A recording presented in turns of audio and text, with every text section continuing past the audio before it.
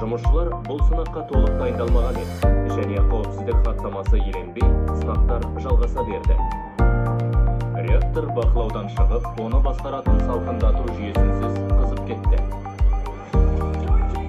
Қарбалас басталып, жұмысшылар реакторды қолмен сөндіруге ұмтылды. Бірақ бұл әрекет реакцияны одан әрі жылдамдатып, кернеп.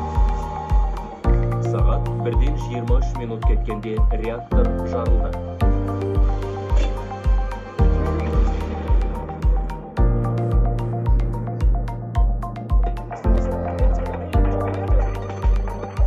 Басқа атом электростанцияларынан айырмашылығы, Чернобыль реакторлары болатпен не темір бетонмен қапталмаған еді.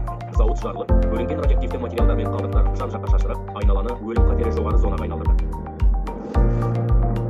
Жарылыс салдарынан 2 адам сол мезетте қаза тапты. Басқалары радиоактивті материалдарды суыту үшін реакторға аянбай су тасыды.